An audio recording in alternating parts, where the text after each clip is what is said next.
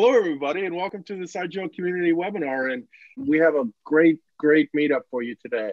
I'm really excited about. We have a few of my favorite people in the entire world that I've had the great privilege of meeting throughout my career. And so we have Chris Fleck. He's the VP, a Vice President and Technical Technology Fellow, that, at Citrix. And I always describe Chris as, when there's something really neat and crazy and so futuristic come out of Citrix, it came from the mind of Chris and his team, and so he's a lot of fun to chat with, and just a super brilliant guy. We also have IGEL Community's Falk Heiland with us, and Falk is super awesome. He's going to talk a bit about his PSIGEL PowerShell wrapper, and I'm so impressed by this thing, but I must confess I don't quite understand it. So you think that super awesome is enough? Yeah. Yeah. So of course we have Sebastian with us, as always, my trusted sidekick. I can't go anywhere without him. He makes me look smart. And then we're going to round this thing up with Jim Airdo, and Jim is also going to be part of the conversation with Chris. And Jim is if you like me, it's Jim's doing. If you hate me, it's still Jim's doing. So Jim, I was very lucky to meet Jim in May of 2001 when I went down to an interview in Fort Lauderdale to work for Citrix. And Jim at the time I was running the SC team. In fact, he built the entire early SC team in Citrix, and he was an employee. What did you say, 43? Is that right? That's right, Doug. Long time ago. Employee 43 at Citrix, started in '93, and now I'm very happy to have him at IGEL and it's so nice to work with him again. So yeah, we have one of the best meetups we can ever imagine. So that being said, we do have another great one next month too, right? We never stop with all the greatness. So this next month we're gonna have two meetups actually. First, we're gonna have Brian Madden. I mean, come on, you can't go wrong with Brian. I really don't know what he's gonna talk about, but we know it's gonna be great, right? And then we have Matthias Haas, our CTO, come back with us, and we're going to do a 2020 recap. And he's going to talk all about what IGEL released in 2020, and then hopefully a little bit about 2021 too. So, and of course, take your questions. The other thing about Matthias is we're going to start doing quarterly meetups with him, or it's going to be a separate thing to where he sort of summarizes the previous quarter and then sort of gives us a glimpse at the upcoming quarter. It's always nice to chat with the guy that's really responsible for it. And at IGEL, that's Matthias. So January, I must confess, I've been a little bit lazy. I don't have something scheduled yet, but I have a bunch on the hook, so to speak, and we'll get that shared with you very soon. But December is going to be busy. And just a side note from my side on Matthias Saas, a lot of IGEL people are joining that kind of events because they are getting more information than Insidely. So just in case, please join, because you are getting more information than some people from IGEL. That's a very valid point. I love that. And I must confess, we get a little bit of grief from these people too. Why are we showing all this greatness? We're not hearing it. So it's because we make it happen for you people watching and community members. So if you're not a community member, please join. Here's the links, or a few links: upcoming events, /events, the website, and then of course how to join. Last and not least, we put this up here because people always use to chat for the questions. Do not use to chat for the questions. On your Zoom, we made a screenshot so you can see it and you can't goof it up, right? The Q&A piece right there, click that and use that piece so that we can, if you have any questions for Chris and or Falk when it's his turn, and Jim when it's his turn, and never have a question for me. I don't have any answers. So on that note, let's go ahead and unshare my screen. Let's go back to the Brady Bunch look. Let me get out of this. And let's get to Chris. So I'm really, like I said, I couldn't be happier to have Chris Fleck with us. So Chris, maybe you can just start it off by give us a quick introduction of you and what do you do over at Citrix? Sure. So yeah, what I do is I manage a small team. We emerging technologies. I'm a Citrix technical fellow, which basically means I've got often the technical fellow is an individual contributor, but sometimes they've got a small team. In this case, I've got a small team that I work with. But I'm responsible basically for the innovation funnel at Citrix. So our intellectual property, our patent portfolio, all of the organic innovation. So I evangelize and I promote and I extract whatever the good ideas are that are coming, from Citrix folks. And then I also engage with the technical community.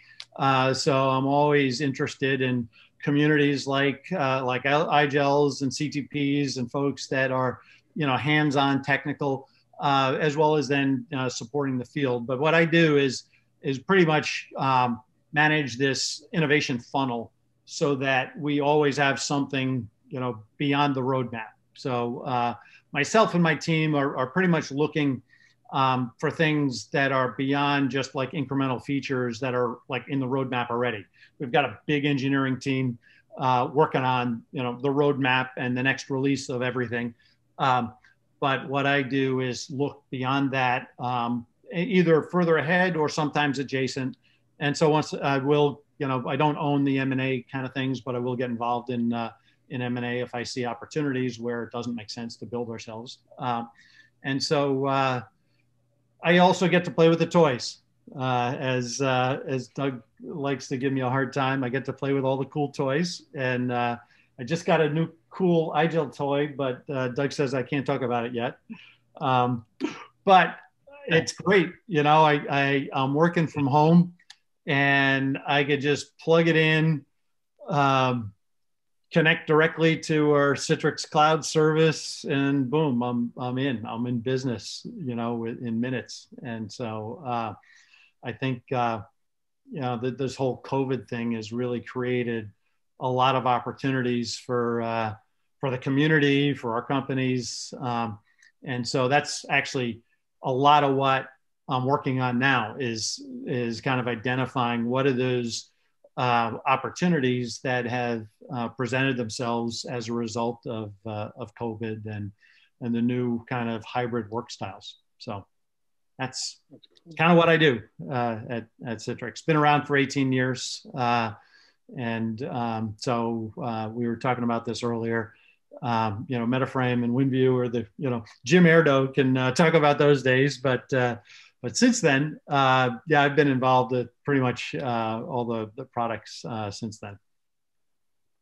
That's maybe just a good point to take over. I mean, even if we cannot speak about the toy you might have received, I will just ask another question maybe, but it might be related to that one. In the world of COVID, where do you see the use case for a solution like a Raspberry Pi?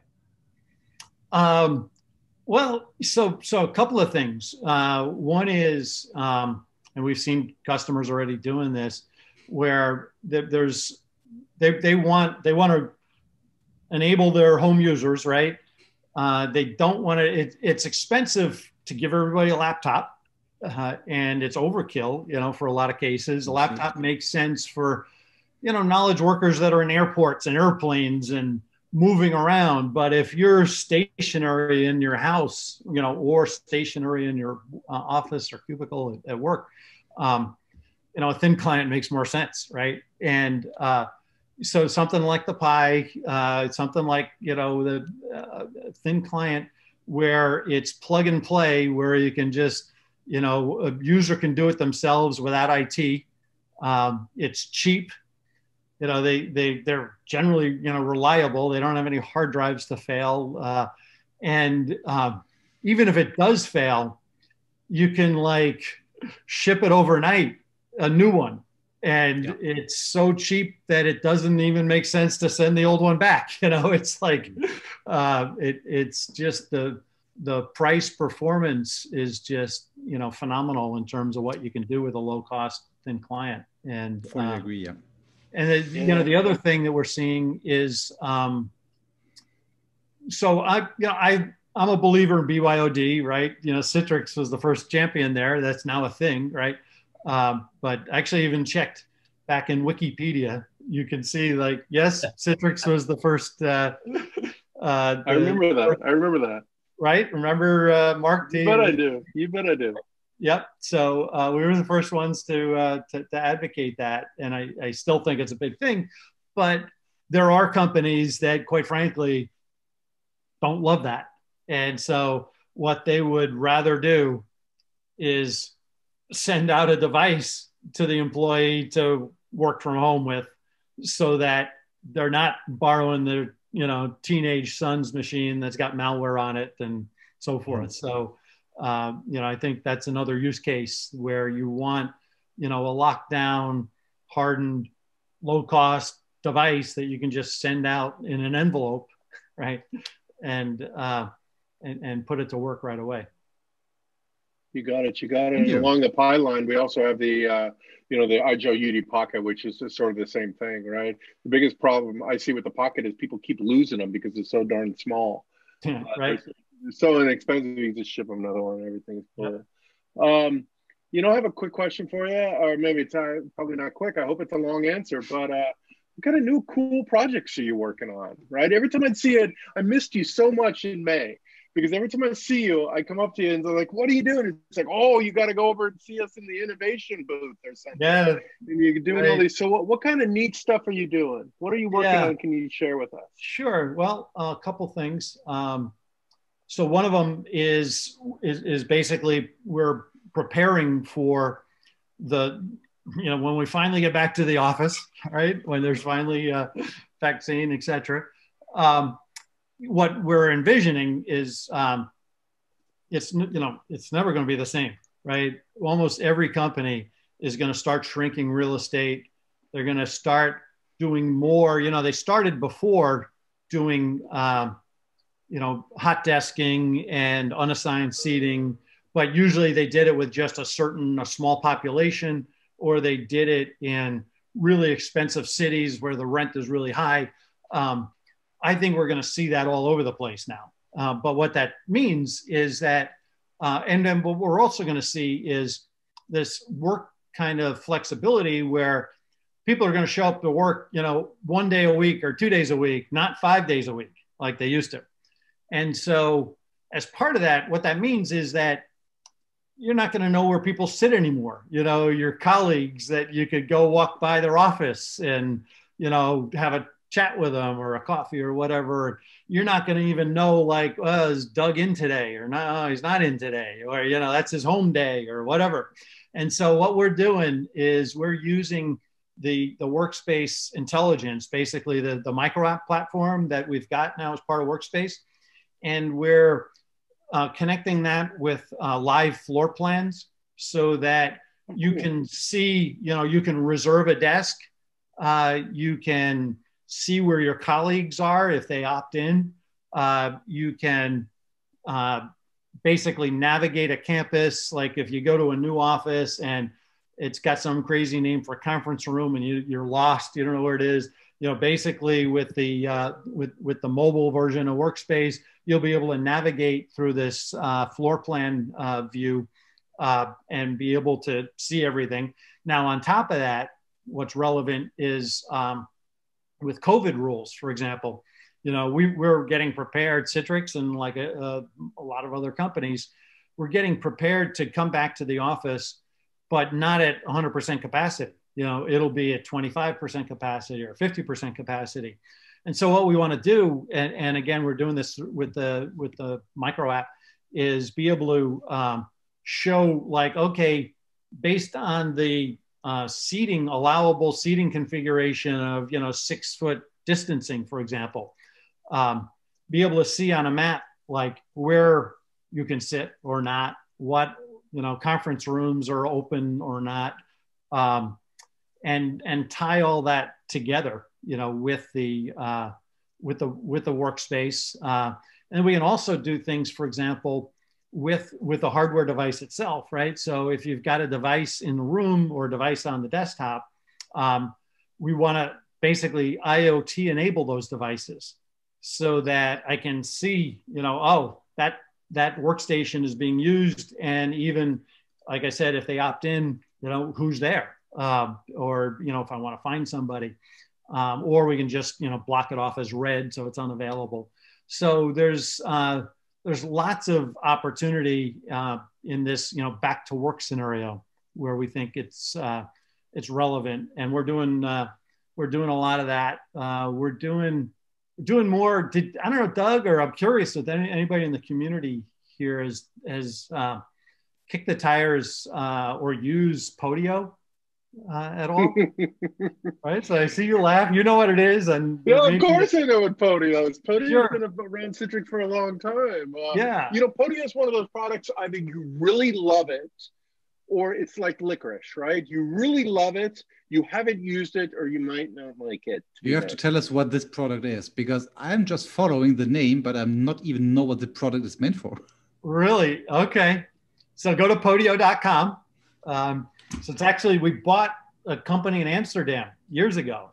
I don't know what year. Doug, do you know what year it was? It was that was 2006, 2007, something in that time frame, maybe. And maybe so 2010. Right. And so basically it's a cloud-based work environment that has a great set of no-code app building facilities. So you can whip together forms, you can whip together apps. It's basically got a database and tables and rows and import and export, and you can create forms and share it with people not only inside the company, but outside the company. You can do surveys, you can do all kinds of things. It's initially been, and it's primarily been more of a small business thing. And some of the reason why, you may not have heard of it, or our, customers haven't necessarily heard about it, is because our sales guys don't get paid for it. So they don't care about it. Might be a reason. So what's interesting is that it's actually making a lot of money, and it's doing really well, all on its own. It's like all organic. And so what's exciting though for me is, first of all, I've been using it forever, but more or less just like an internal tool, not something that I've been, promoting to our customers much, because it started out as this small business kind of thing. But we've actually got now big companies using it for solving certain tasks, and it's so what we're doing now, or what's exciting for me, is like pulling it all together. Pulling together Podio as an app builder and as a system of record for all kinds of internal workflow kind of solutions. That's cool. And pull it into Workspace, right? So it's like, okay, we've already got you in Workspace, in the virtual environment, and in the, click to get your apps, but we can now pull in, things that are from our own, systems of record as well, and create automations and workflows and so forth. So that's something that's exciting. And yeah, I'd recommend anybody that is thinking about, or, looking at any of these low code, no code tools as a way to, create work streams and workflows. That's something that's interesting. Cool. Other things, let's see, just the micro apps in general. Yeah, go ahead. Sure. Real quick, because you piqued my interest when you were talking about, coming into the office and 25–50%, where can I sit? What's closed? Yeah. My coworkers there, that sort of thing. From your point of view on the emerging products piece of, of the role, but then as Citrix as a company, obviously you're doing that internally for your employees. Is that going to get reflected in any products that you see? Is that kind of shifting? Not shifting, but maybe adding to the product roadmap? Are customers going to want that? And if so, does Citrix have a play there? Sure. Good question. Well, so, the base technology, right, between virtual desktops and thin clients on the endpoint is just intrinsically, relevant to that use case. And so I expect we will definitely see more of that. We're going to do more of it internally ourselves, but I'm expecting pretty much all of our customers are going to, at least to some degree, create this kind of hybrid role of part-time home, part-time in the office. And if you're part-time in the office, it just doesn't make sense to give everybody a single office. Right. So I think, dedicated offices and, plaques on the wall and all those traditional things, are going by the wayside. And so what I want to do is go beyond just a virtual desktop and a thin client. I want to say, how can we facilitate that use case, such as like the campus navigation that I was referring to. I think there's other scenarios that are relevant, interesting as well. For example, doing things like when you walk in the building, like have that trigger if your virtual desktop, for example, is timed out and sleep overnight, right? Like some companies don't want to just go in disconnect mode because disconnect, as everybody knows, right, gives you a better re-login launch time, but it consumes resources. So if for companies that want to save resources and actually have to do a full login, that takes time, right? There's always a login process that takes longer than you want. And so we want to be able to do things like you walk in the building. We don't not only want to do things, we can do things. Walk in the building based on geofence and have it launch your virtual desktop in the background in disconnected mode, so that when you get up to your desk, wherever that desk is, you can immediately just use your phone to tap in to connect, to authenticate. Sounds a bit like George Orwell, to be honest, but sounds pretty fun. Right? Isn't that how it should be? Yeah, that's kind of cool. I don't argue. We're Americans. Do it. That's great. Yeah, that's great. You can see where this whole movement is going with the not only hybrid cloud, but hybrid workers now, right? That whole hybrid of accommodating users based on proximity, location, and then device, that they may or may not have. I think it's initially a huge challenge for IT. Yep. Our customer base, right? Right. And I think they're kind of exhaling, right? They got through the March, April, May, June, where everybody get on, and now they're trying to figure out, how do I optimize it? How do I make it better? How do I lock it down? Right. Yeah. Well, and that's a good point, because what a lot of companies did right back in March, April, is they immediately, like, they opened up their VPNs and they let people connect from any machine, right? And that's crazy from a security standpoint. Right. And so some of them are paying for that now, right? They're with hacks, and the hackers know that. So what I'm expecting, and we're already seeing, is like the second wave of, okay, we got through the crisis, but now we have to really look at the security posture, and the security posture is not good for, lots of organizations that just sent their people home and open up their VPN, because that's a huge risk. And so, we've got, with our access control capability, the VPN-less access. And again, having a lockdown endpoint that just connects through that one port, right? That's a much more secure long-term solution than a VPN, which is just risky intrinsically. You got it. Hey, Chris, along the same lines, I wanted to ask you a little bit outside of IGEL, but that's we're all about EUC in the community.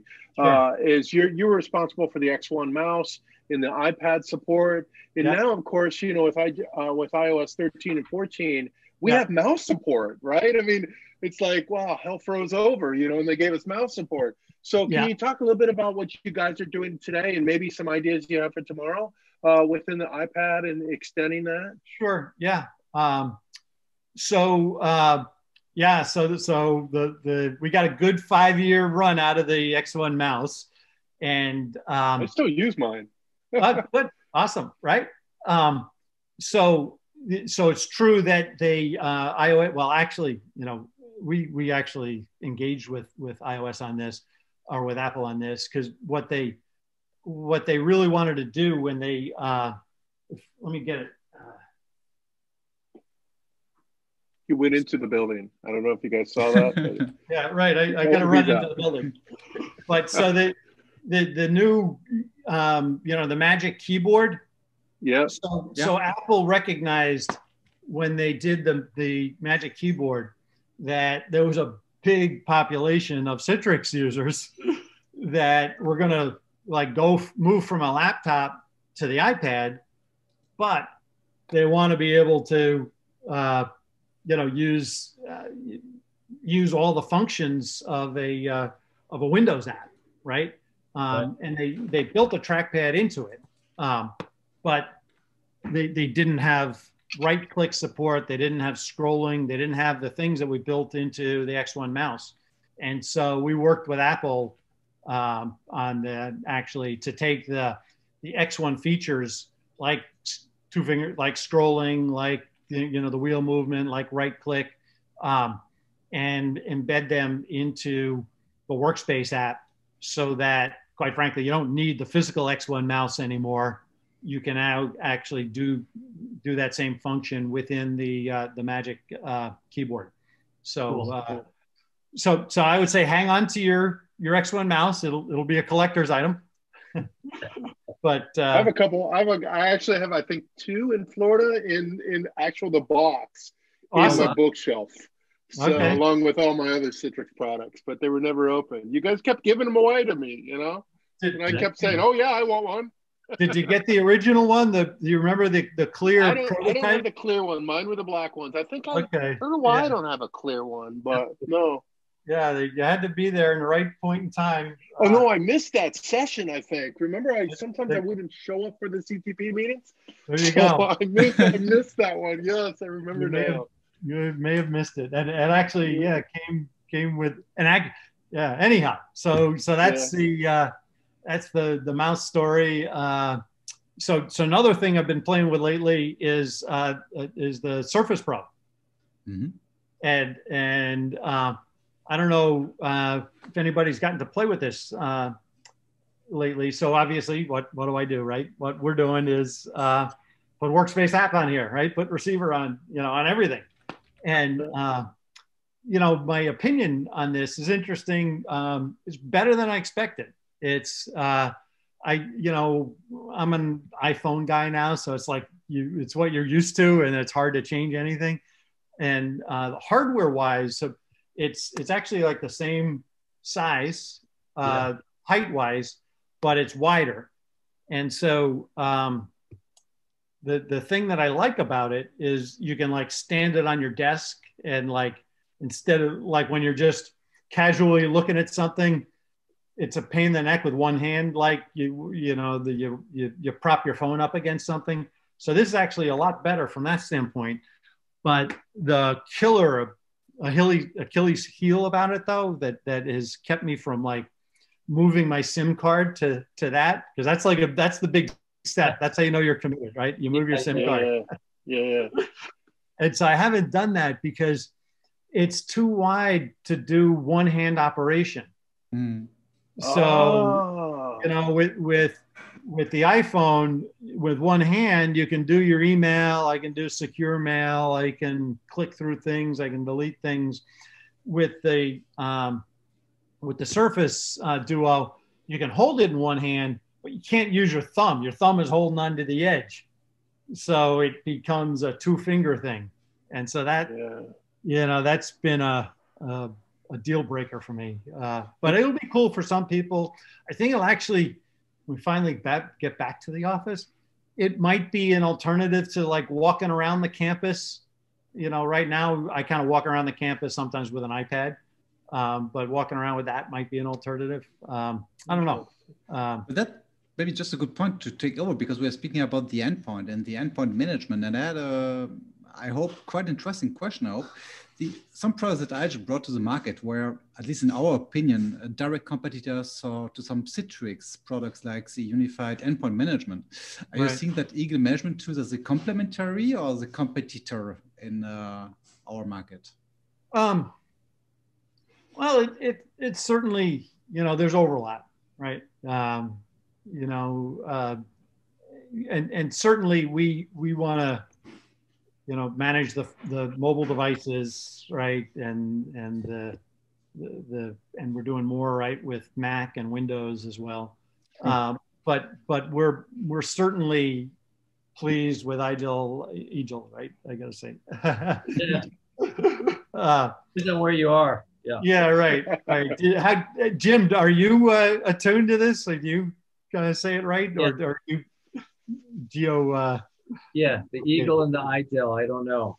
IGEL, yeah. It's sort of funny though. Even the Germans now call it IGEL. Oh, really?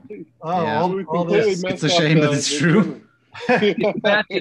What I could say on that management piece, so I'm jumping ahead a little bit, but we've been working very closely with the Citrix product teams, right? And we've actually have a joint roadmap that we're working on, and analytics has been on that roadmap for probably 3 quarters now.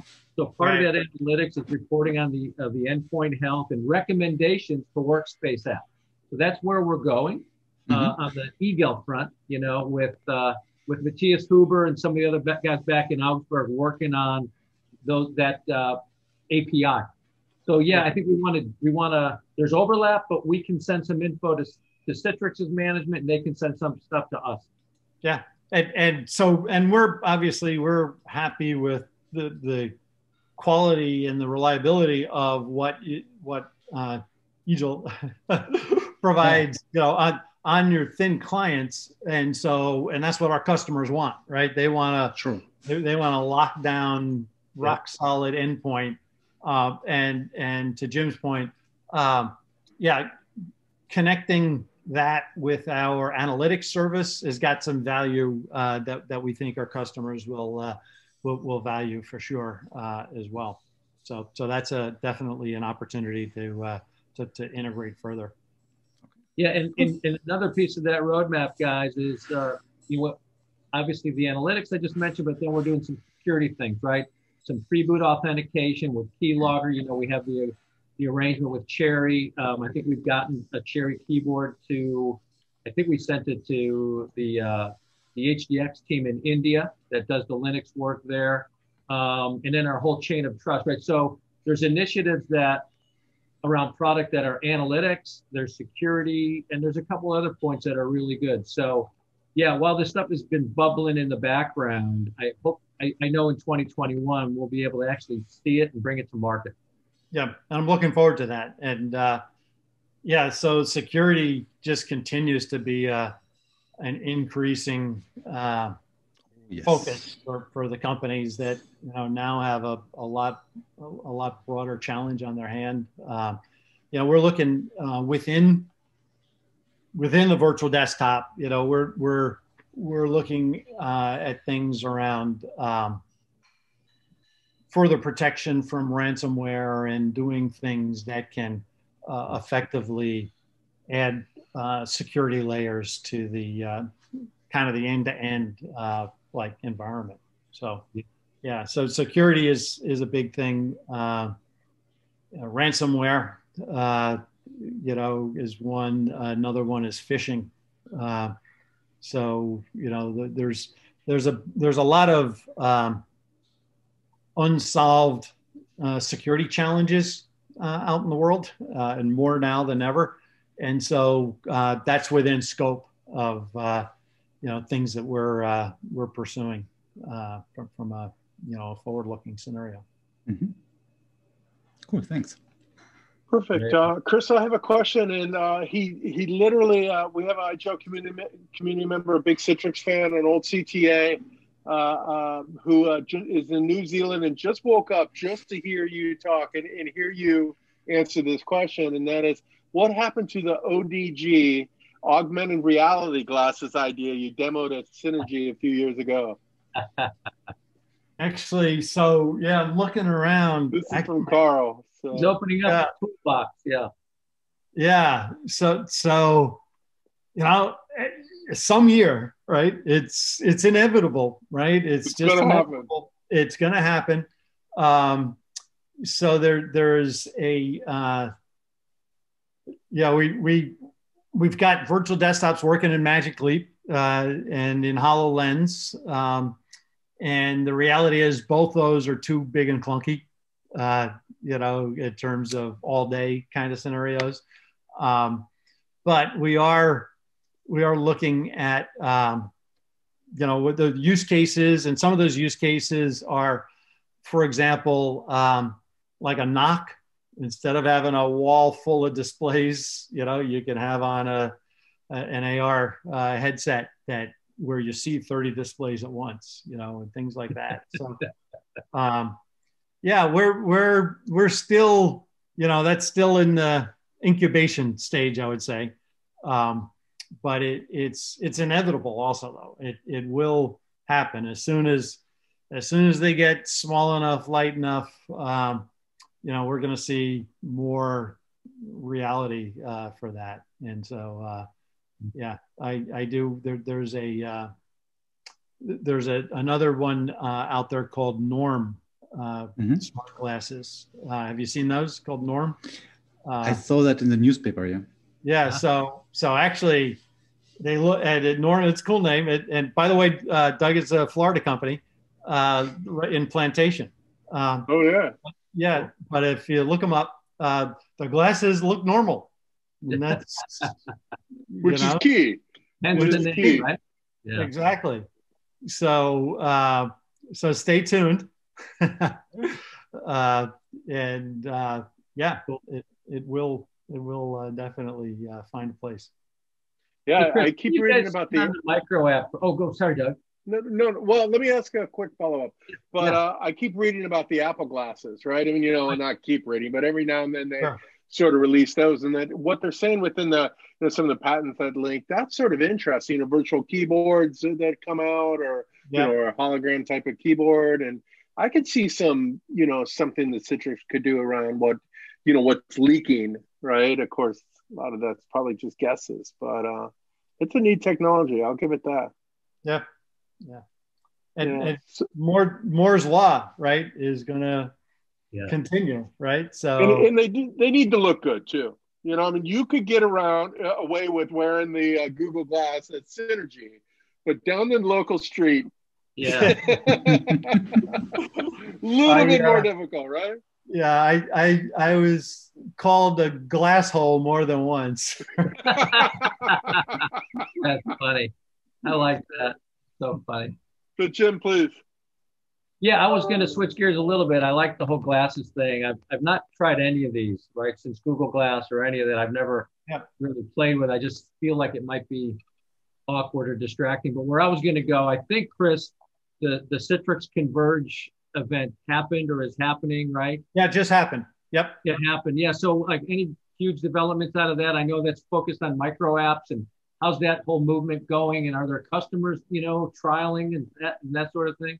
Yeah. So we had like 2,000 folks register or something. We had a big number of folks register and participate.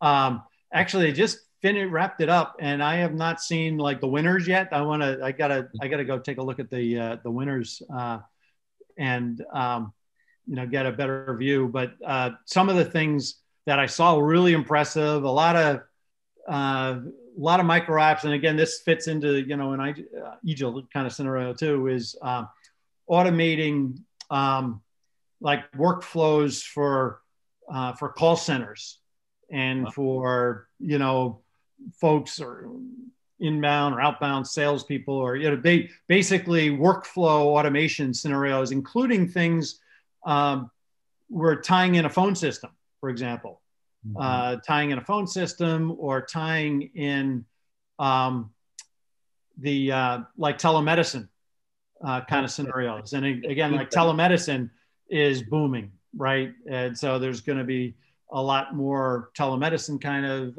scenarios. And so there's like the client side of that, the patient side, but then the doctor side of that. And the doctor side of that, there's a whole workflow around that. taking the calls and being in the queue and getting notifications and those things like that. Sure. So those are all relevant. Oh, that's cool. I'm glad to see that aspect of the business taking off. A lot of promise there. And then, you know, due to the conditions with COVID and all, yeah, I think it accelerates some of those workflows that just make sense. Right. Yeah. That's maybe just a good point to take over the next question I had, because end-user computing is definitely the topic where I'm expecting a bigger change in the next, let's say, 3 to 5 years regarding peripherals, unified communication, and whatever may come. What is your vision regarding that? Well, certainly, you know, we've seen it now already, but like the desk phone is dead, right? I don't want to be in Avaya's position. Yeah. Right.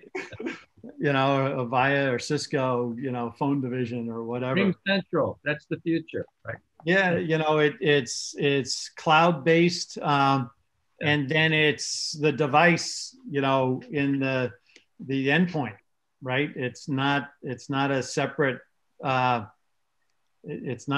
desk phone. It's built into the thin client, right? And with a headset or Bluetooth or whatever.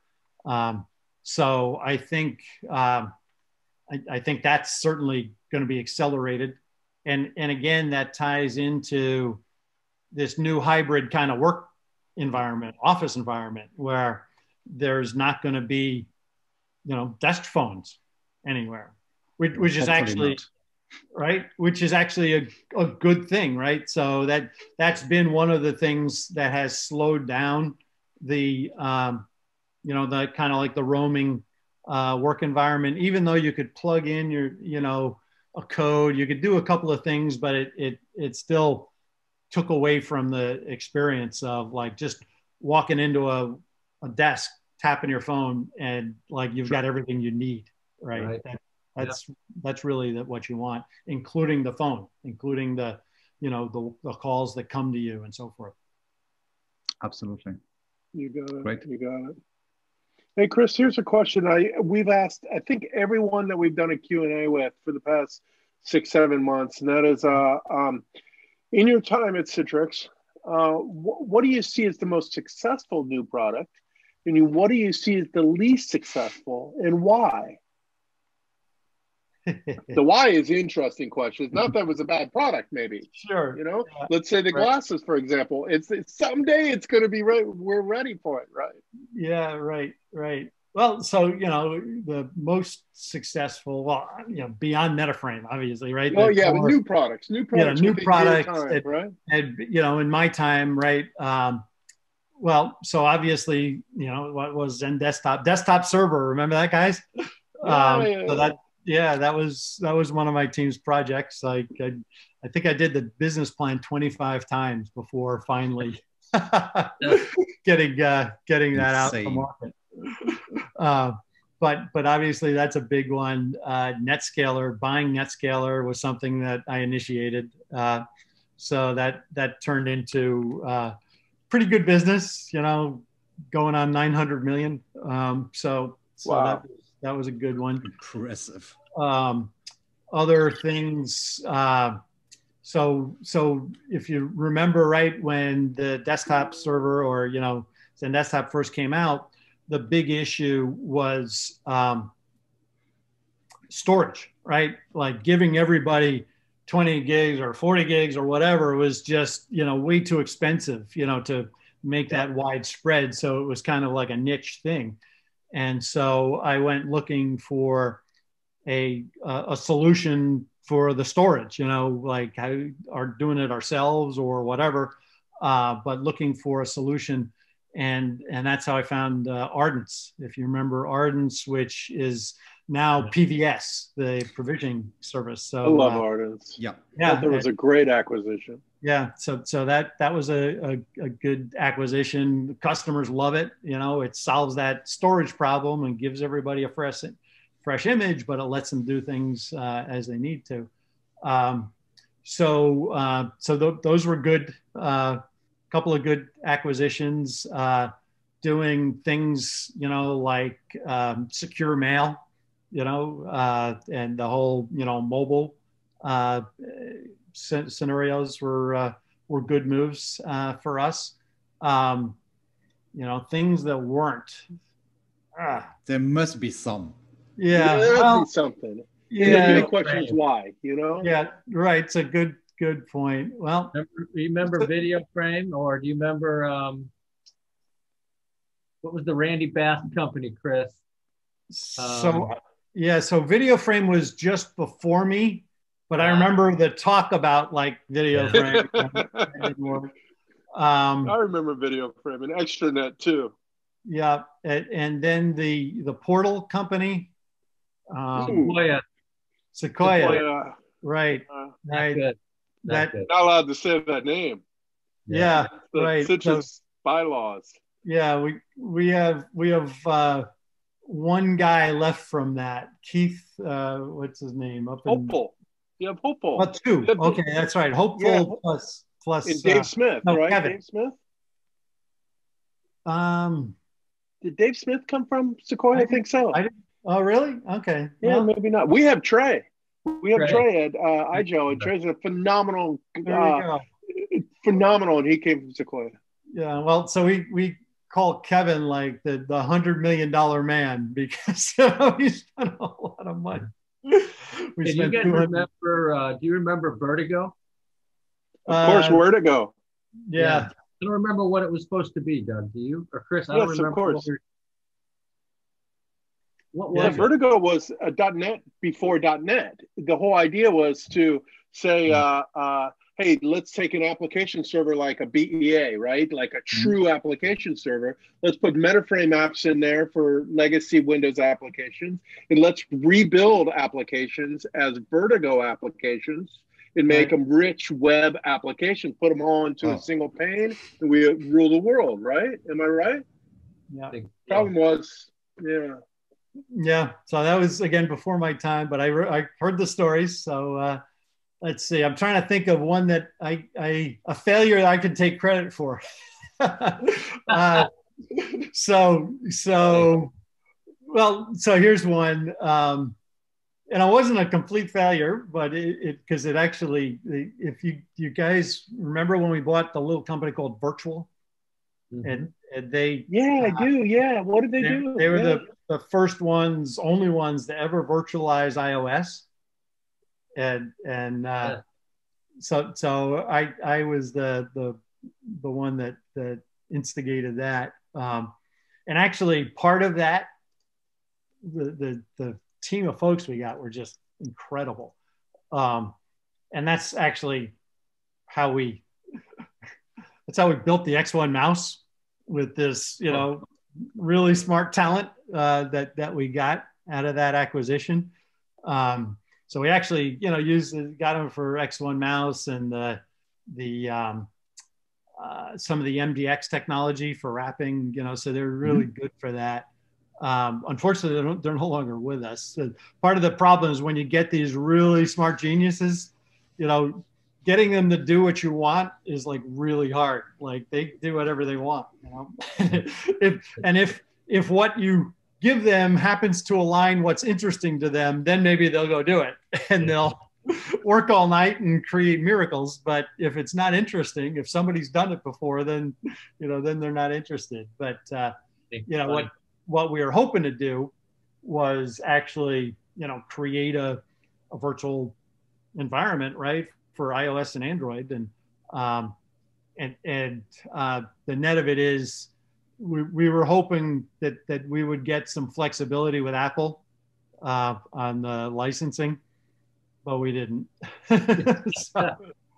So if you would be in charge in Citrix, I mean, what would you do first then?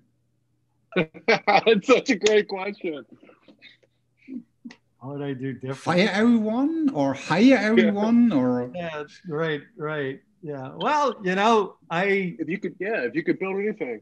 Yeah. Well, the reality is the reason, quite frankly, why I'm still at Citrix is I have a lot of influence. There's most of the things that I want to get done, I can get done. So we are doing, a lot of the things that I initiated, the new workspace app with the embedded browser. And, actually, I think there's a big opportunity with IGEL there as well, to actually use both virtual sessions and web sessions, but do it from workspace app and do it, from a thin client as well as a laptop, as well as a desktop or whatever. But being able to manage and secure web and SaaS apps, that was one of our projects that we, came out of my team that we brought to market. But what do I do different? It's a work in process. So I'm continuously influencing the leadership team. My boss works for the CEO, so I can influence what things I hear, and that's why actually I love getting input from the community, from the tech community and from our customers around, why don't you do X, right? I'm always listening. So I don't have a big thing that says I wish we did X instead, because quite frankly, so this is Jeroen, my boss. He's kind of changed my head on this. Like whenever I would say, hey, I wanted to do X a year ago or 3 years ago or 5 years ago, or, I wanted to do blah and we didn't do it. And so I can't infer I told you so. Hey, and I told you so from the company perspective. I told the company we should do this. And so Jeroen would turn that around on me immediately and say, well, you're not very effective, are you? Oh, no, man. Oh, God. That's great. So you asking me, what would I do different? Well, if I tell you what I would do different, that's kind of the same as saying, well, I guess I'm not very effective. So, but it's a fair question. Good. Jim, do you have one? It's your turn.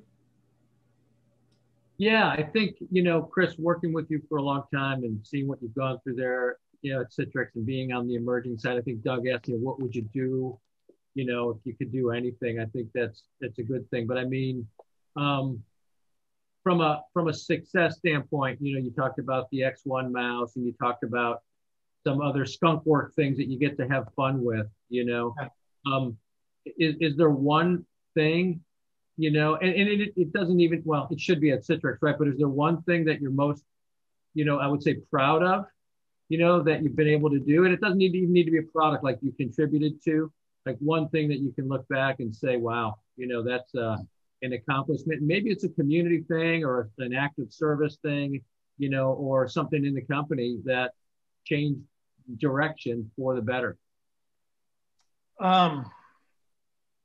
So it's hard to pick one. I guess maybe VDI, getting the first VDI solution from Citrix was probably the most significant. Things like NetScaler is pretty good. So I don't have a single one. And quite frankly, that's why I'm still here. Is before Citrix, I ran a startup, and I thought I had that fire in the belly of okay, I'll be at Citrix for a couple of years and then I'll go off and do another startup or something.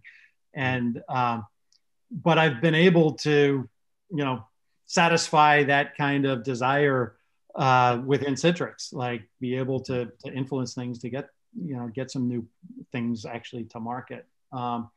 So anyway, yeah. So if you look at what's the big thing, we have this big picture vision, right? Of we want to be the workplace, the workspace for 1 billion people, right? And as we all know, right, us, and you guys are in the same space, right?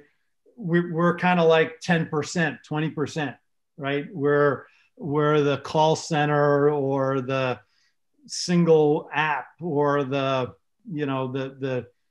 just the subset of the company versus the 100% of the company. And what excites me is going after that other 80%. It's really, I want to go after that other 80% that are not using Citrix, that are not using, you know, our products. And so a big part of that, for example, is where this embedded browser, this, you know, receiver moving to workspace app came from. Was the reality is, you know, web app and SaaS apps are here to stay, right? And the other 80% uses web and SaaS apps, right? Yeah. And so what we want to do is, you know, add a layer of security and analytics and, you know, manageability to that layer, or, you know, to these SaaS and web apps, without necessarily the overhead of virtualization. You know, so you know, I'm thinking beyond just virtual, and that's part of the big picture that I see.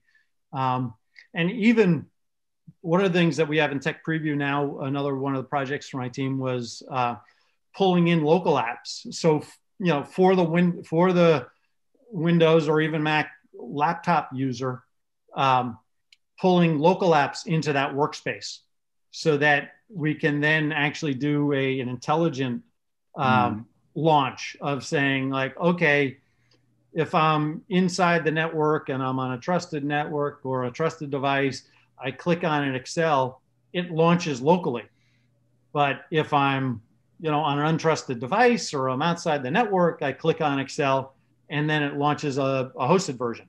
Oh, okay. So, well, you know, so there's things like that I think help broaden this, you know, bigger picture to not just the 20%. Makes sense. Yeah. That's really cool. Okay, Chris, we only have just 3 minutes left before we turn it over to Falk. And so I have one last question for you. I also thank you so much for taking the time. I hope you can come back on when that magical thing you were talking about. We can talk more about this great thing that is really neat stuff. So we'll do that in the future. But in the meantime, this is another question we've asked a lot of folks like you on the meetups. And if you had any advice for young kids, you know, from a guy that's been around for a long time, yeah, you know, what would you recommend to these guys? Yeah, so what I would recommend, and I've done it at IBM, I've done it, you know, obviously what I did my startup, but and then at Citrix, is you make your own job. Like you go take initiative and do more than what your day job is, and effectively, and when you do that, those extra hours, that extra, you know, passion, you know, do it things, you know, align it with things that you're passionate about. And I mean, so I did it at Citrix. You know, I started out at Citrix in business development. I remember meeting Airdo in this conference room about, like, you know, what, here's the guy that runs the SEs. I remember that conversation. But what I did was, you know, part-time went after these things that Citrix isn't doing, whether it was, you know, our own products or M&A or whatever. And it basically became my job. You know, there was no, you know, emerging technologies guy, or there was that, you know, a lot of the jobs I've had over the past decade, quite frankly, I just evolved into them because I saw gaps and I filled them. And that's that's my advice to anybody, you know, from a career development standpoint, is, you know, take initiatives that are beyond your job scope, and the chances are, you know, you'll be recognized for it, and in the long term, you know, it may become your day job. And that's what happened to me. You know, what was my part-time, you know, skunkworks thing, you know, a lot of folks remember, you know, I was always doing skunkworks stuff, but now it's like day job, which is not a bad thing. Well, that's where the community came from, right? That was when I joined. It was, hey, yeah, you're an evangelist. I want to do community. Oh, yeah, go do that on the side. Yeah. And, you know, it's, yeah, follow your, I love that. I love it. So, Chris, again, thank you so much. We're right at the top of the hour, so we have to stop and turn it over to Falk, which I'm really looking forward to. But thank you so much. I hope we can have you back on. Really, really interesting. Always great to chat with you. And yeah, what do I say? But thank you. All right. Well, thanks, team here, and look forward to our next get together where we get to talk about some cool new stuff. And I can't wait. Yeah, Can't wait. I'm looking forward to that too. All right, team. Thank you very much. Thank you. Thank you again. Cheers.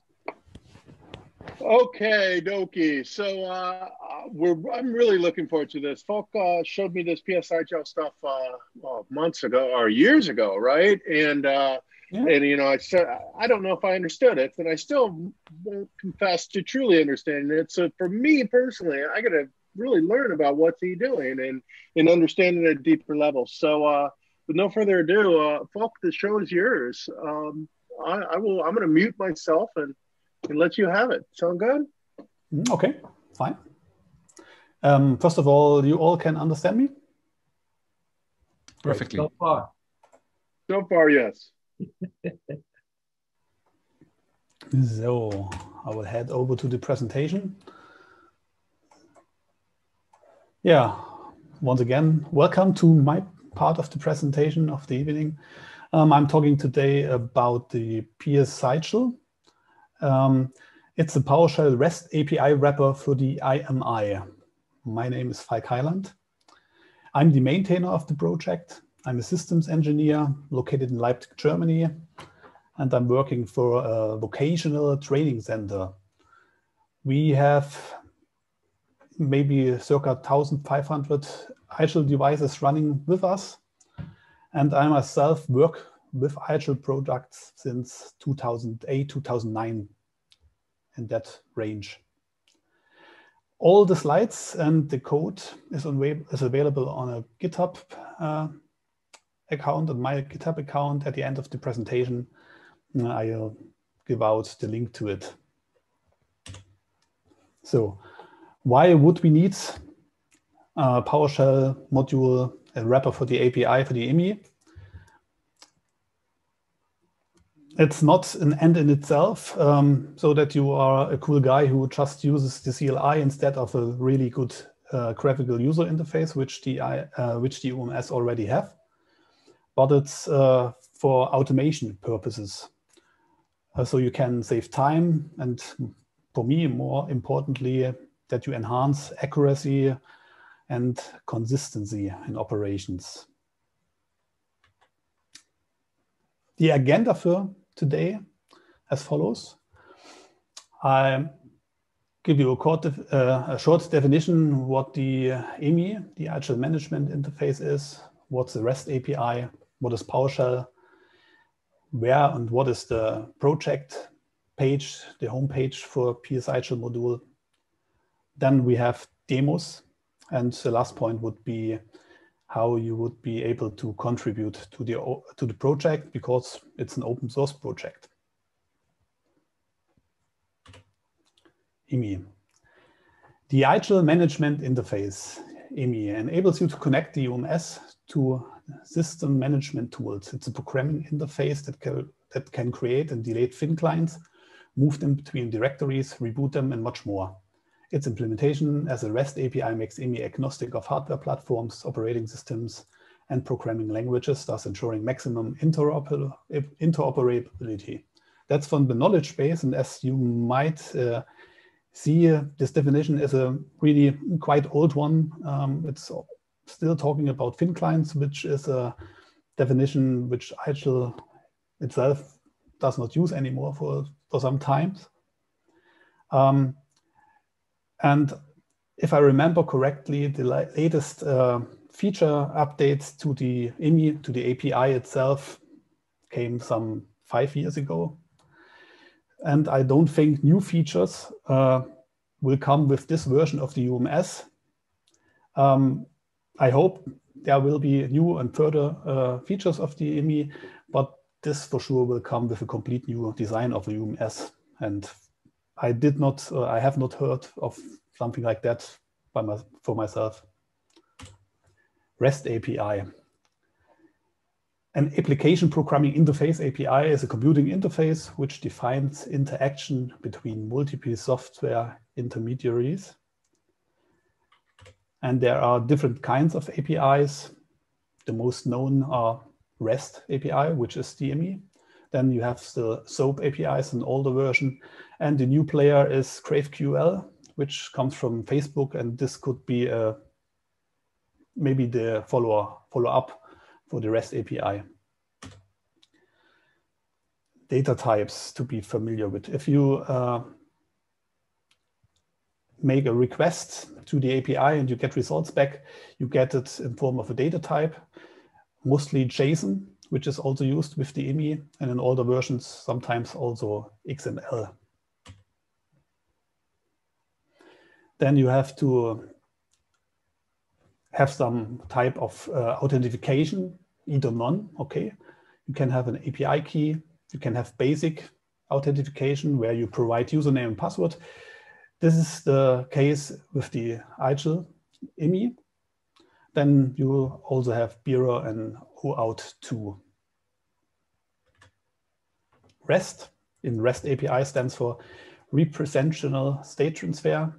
It means a RESTful API is called. The server, if a RESTful API is called, the server will transfer the client a representation of the state of the requested resource. And if you use RESTful API, you will send HTTP methods to the server, to the service, to get results back or to create an action. And the methods are post for creating things, get for reading things, put for updating, replacing things, patch also for updating, but also for modifying things, and delete for deletions. And now we come to a first small example direct out of the IMI.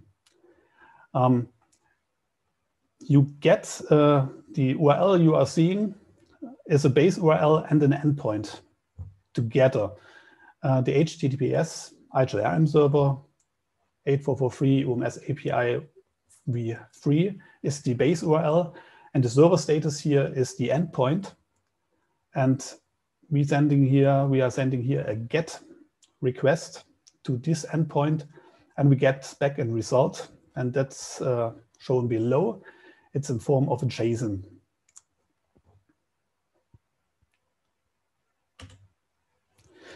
What are we doing with this result?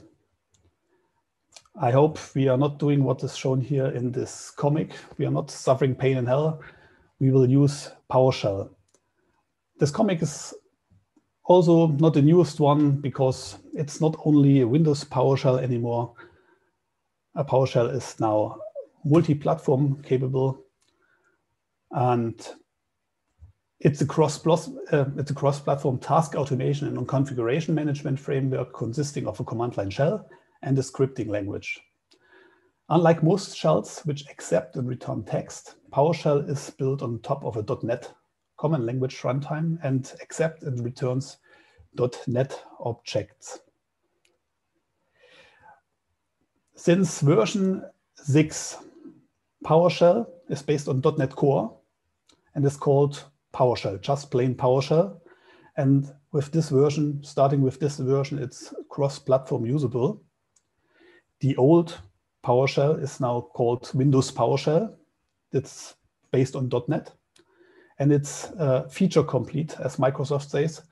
It will stay forever at version 5.1. Maybe security updates will come in, but there will be no new features there. One short example for the PowerShell usage. In this example, I'm getting items of a directory and filter them for the ones that were accessed within the last 2 minutes. And I'm saving them as an object and store it in a variable. And the property last access time of the first item of the object has a type. This one. It's a type and not just plain text. It's a datetime in this case, and this can straight away used in the pipeline to calculate within the pipeline itself without using some text manipulation in the first time. PowerShell PSIGEL is a module, a PowerShell module, and a module is nothing else than an organizational organizational structure. It's a package that contains PowerShell commands, such as commandlets, providers, functions, and so on. People who write commands can use modules to organize their commands and share them with others. People who receive modules can add the commands in the modules to their PowerShell sessions and use them just like the built-in commands. Within the module itself, there are functions. And a function is a list of PowerShell statements that has a name that you can assign or that you will assign. Functions have parameters. And function names should consist of a verb-noun pair, in which the verb identifies the action that the function performs, and the noun identifies the item on which the command performs its actions. In the example from before, where we got the status of the UMS, the function would be called and is called get minus UMS status. Get, in this case, is the approved verb. It's the action. And here we are using a list of approved verbs from Microsoft. The status is the noun. The noun is, in every single case, it should be used in a singular case on which the action is performed in noun. And the UMS is a prefix for the noun. It's best practice to do so, to differentiate between possible functions with the same name.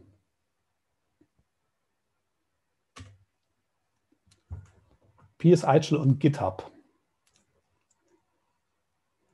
PSIGEL is code, and as such is developed using a version control system, Git in this case. And GitHub, it extends this Git with a website and repositories for easier management and contributing.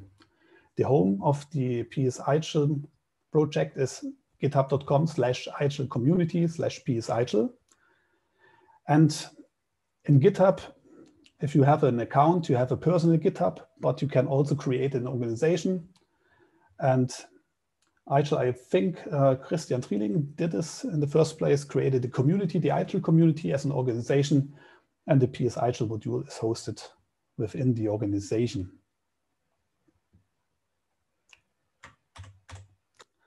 Let's head over and have a quick look on the page, on the community page for PSIGEL.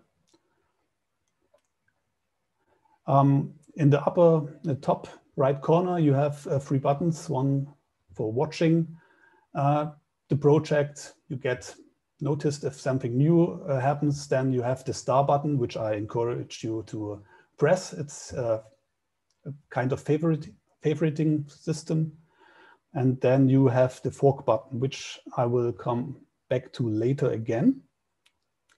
With the fork, you copy the whole project into your own personal GitHub space.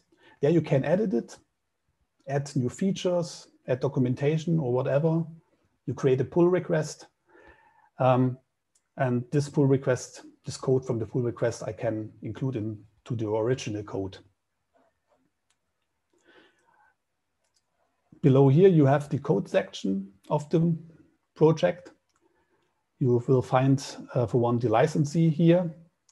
This project is an open source project. It's running under the MIT licensee, which means, in short, everybody can use it for whatever he wants. And there is no warranty in use given from anybody.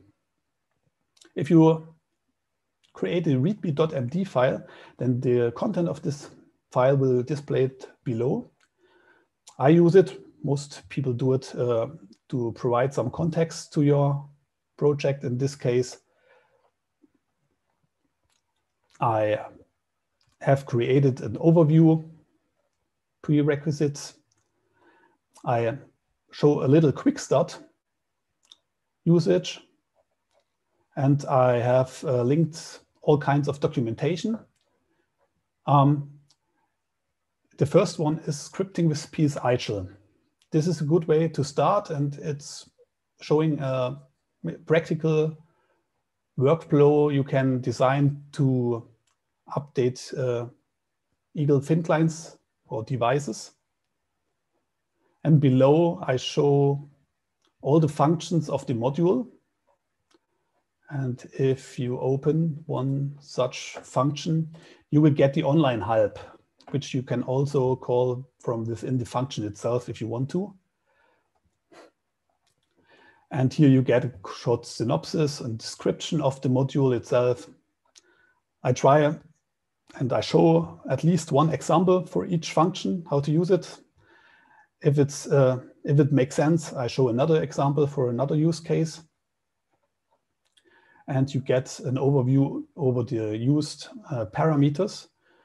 There are parameters which have default values. For instance, the API version, which I default to the current version 3. And you also have required parameters, which you also always have to specify, in this case, the computer name of the UMS server itself. So let's head over to the demos. A few short words about the environment I'm running this on. I'm using a Windows 10 Pro machine. On itself, I'm running PowerShell 5.1, the Windows PowerShell, and the new PowerShell 7. I have installed Windows Subsystem for Linux 2, which is running in Ubuntu 18.04, which itself, again, has PowerShell version 7 running. And I also run a virtual box with a Ubuntu 18.04 in it, which hosts the UMS and the IMI and the REST API, so-called. The database of this UMS contains already 2 profiles and 2 firmwares, because those are things which the IMI cannot create. So I created before.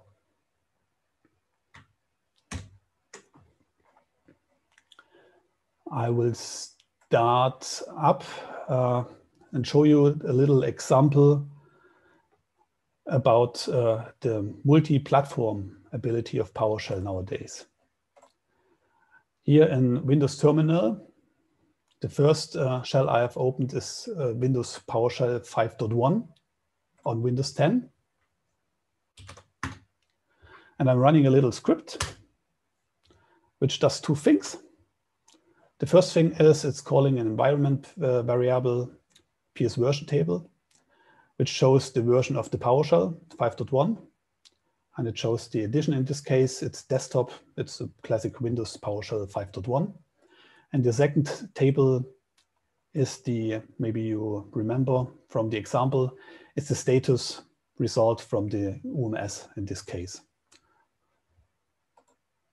Next up, also on the Windows 10 machine, I'm running PowerShell 7.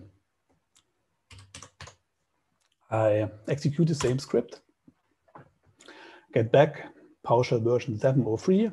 It's the core edition. It's running OS Windows 10. And I also get back the results of the API.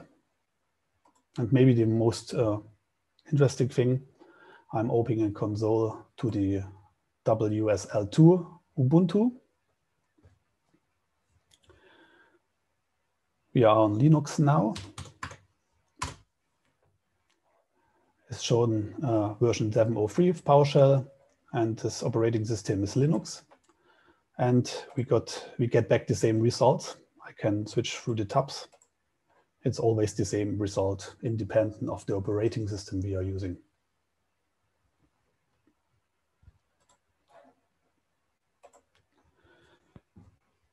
The next demo. In this demo, I show up a practical use case, at least for us, for me and our company.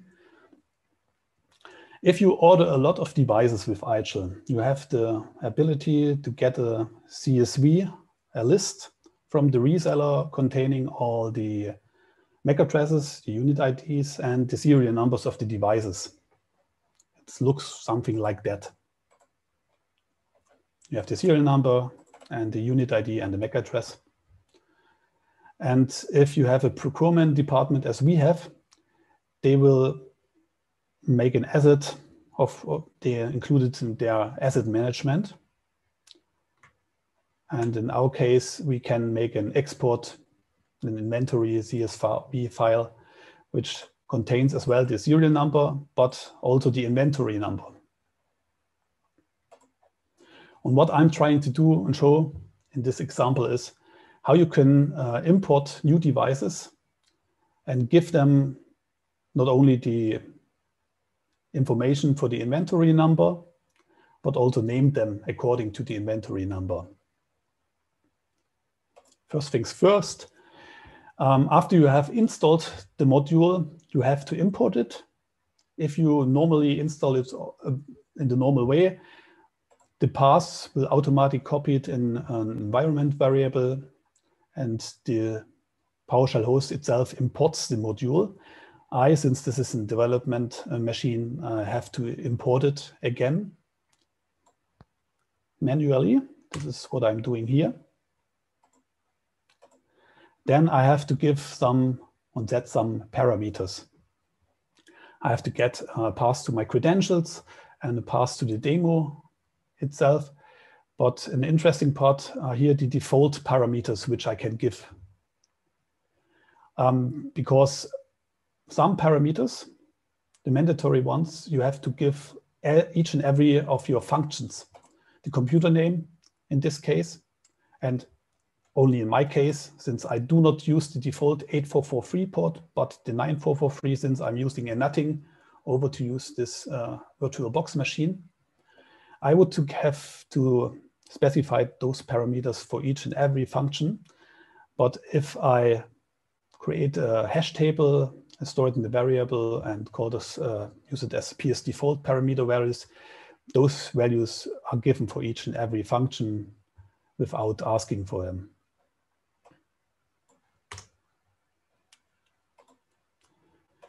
As the next point would be, you have to create a session, and therefore you have to authenticate with the UMS.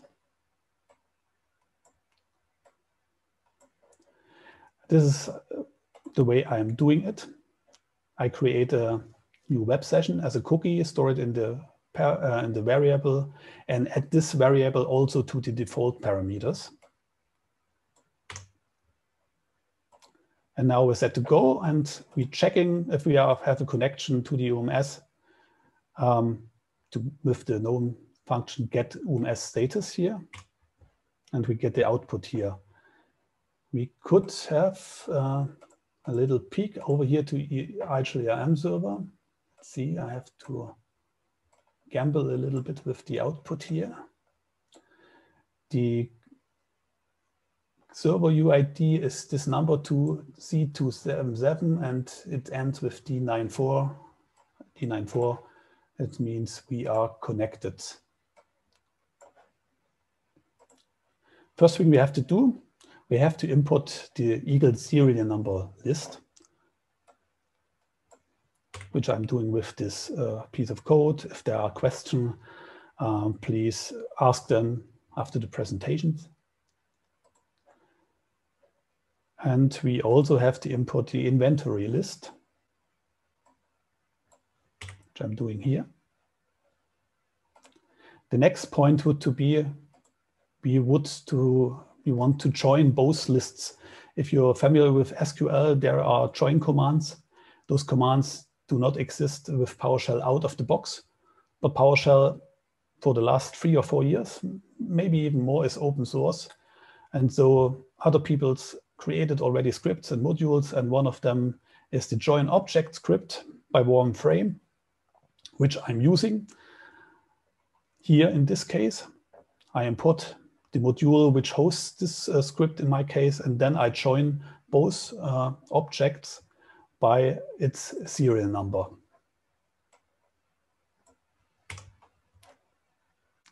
And that looks like this. You have for one item the serial number, the MAC address, and the inventory number. And then we come to the point where you would create the devices. I create the devices in that way that I give a device prefix, def minus, and add the device, the inventory number, to the name. And I also specify the inventory number as asset ID in this case.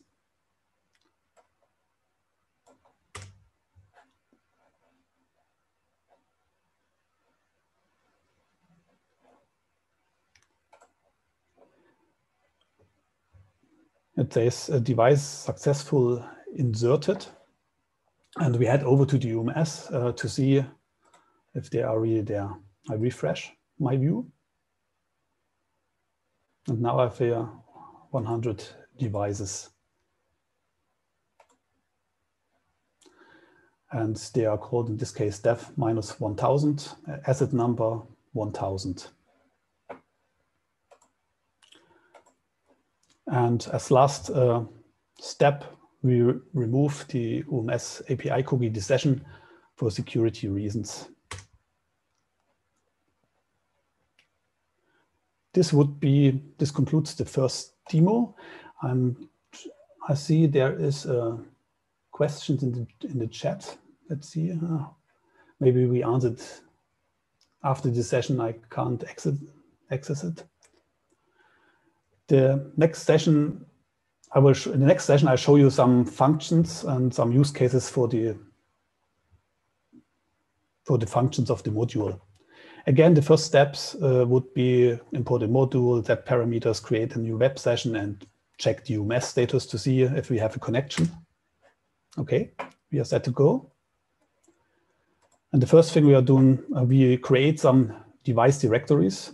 By now, we do not have any. And I just create 4 device directories, named San Francisco, Bremen, Augsburg, Leipzig. Created successful. I refresh. And now we have the directories. Then we create a new device. I know we have just created 100 of them, but in this case, I create one device with all the properties you can give by creating a device in the first place. You can give a lot of properties where you all specify just a string, a text. Also, the in-server state is just a text field. You can enter there whatever you want. You can give the last IP. And you can also give the parent ID. So you can set the parent directory. In this case, it will be that parent directory, which is called Leipzig. So we should have this device created within Leipzig directory.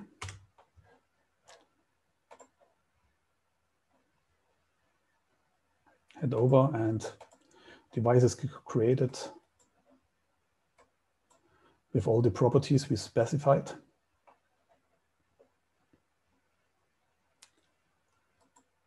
Next thing is we want to move all those devices into the created directories. And I'm doing this here in this case simply by putting each 25 devices in each directory.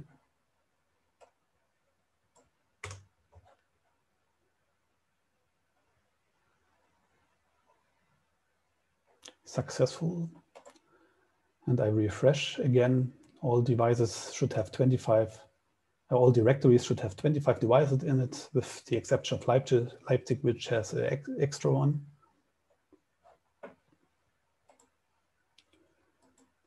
And now we also create some profile directories. In this case, I named them for the categories which are available within a profile, and add the prefix with a number just to have them alphabetically sorted. And then I move the profiles to their directories. I just move the first profile to the first directory, the second to the second.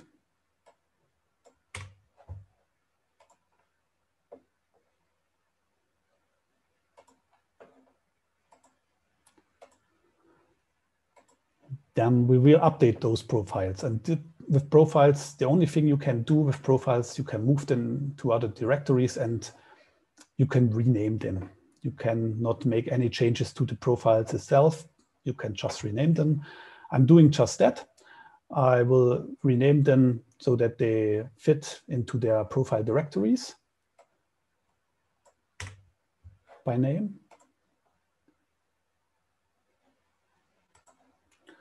I just took the name of the directory and added a pipe and 01 for the first session in this case, and the same with the accessories. Next thing, we are updating devices. There we can do a lot of things more. The simple thing I will do here is I want to have 10 devices in Augsburg which get the department marketing set as a command. 15 from Prem to HR, 5 in San Francisco to finance, and 25 in Leipzig to support.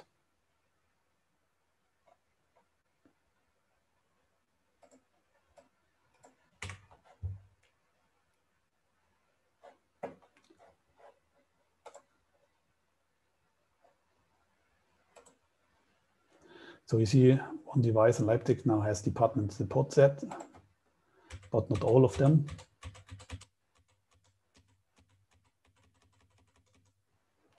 Okay, Leipzig has 25, bad example, but in Bremen you have HR and some of them do not have HR set. So we are done here.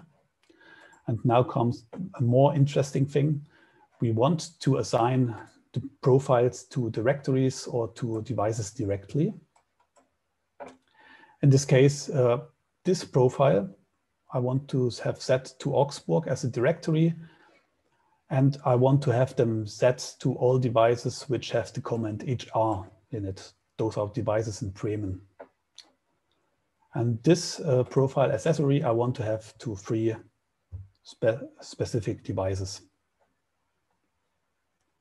This is the code I'm using here. If you want to know more about the code, feel free to ask after the session. And the assignments were successful.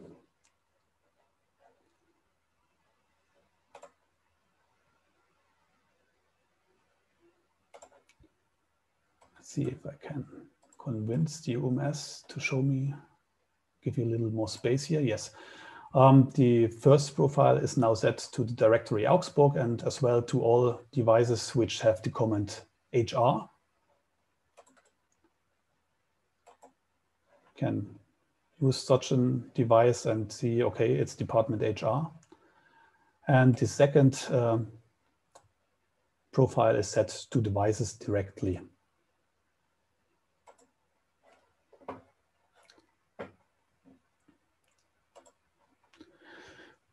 One as next, the next example is an example for PowerShell pipelines. This is like an example what you can do for nice things within PowerShell by using PowerShell's object handling and the pipeline functionality. This is a whole life cycle of a device. I create a new device, store it as it's stored as an object and given via pipeline to the next commandlet, to the next function. So I create a new device, then I move it to a destination. Then I update the device with a new name. Then I reset the UMS device. And the last thing is I remove the UMS device. If I execute this piece of code, in one case, it will automatically complete the complete cycle. I have done some confirmation parameters in here just to show you the steps between. Otherwise, you would not see anything in the UMS. And in this case, I have created the device.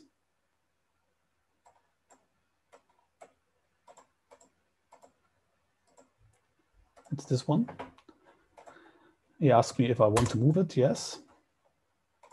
It's now moved to Leipzig. Next thing is update. Should it get a new name? Yes, it should.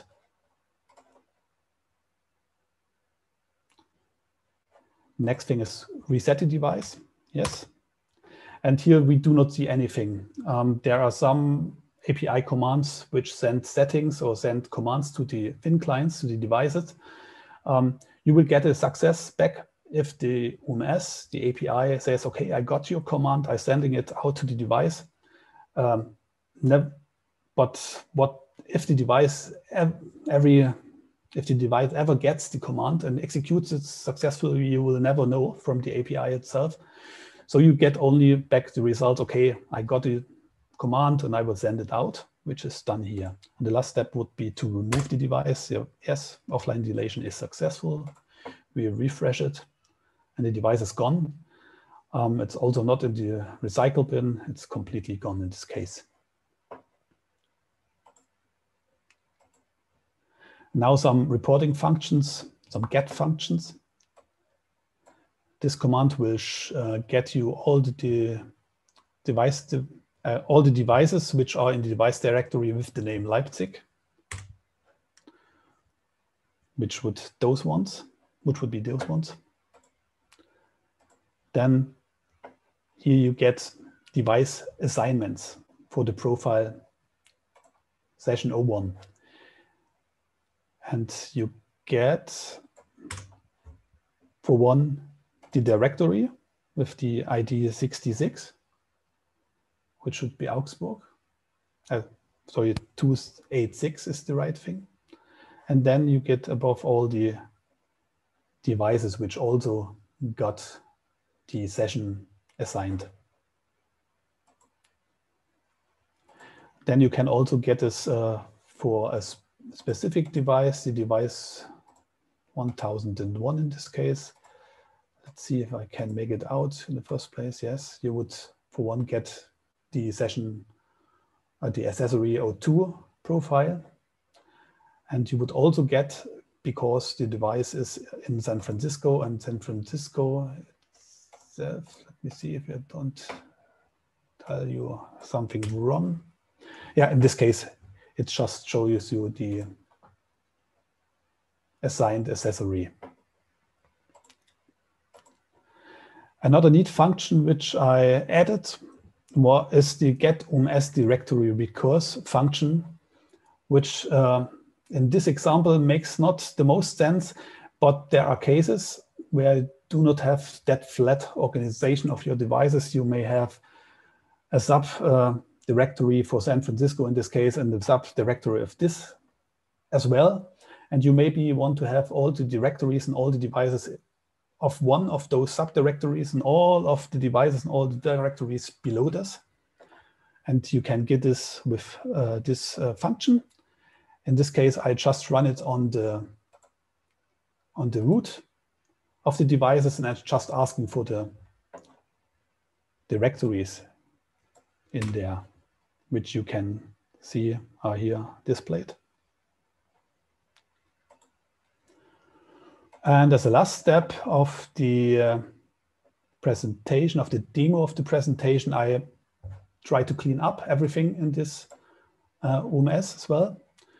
First things would be that I remove all profile assignments.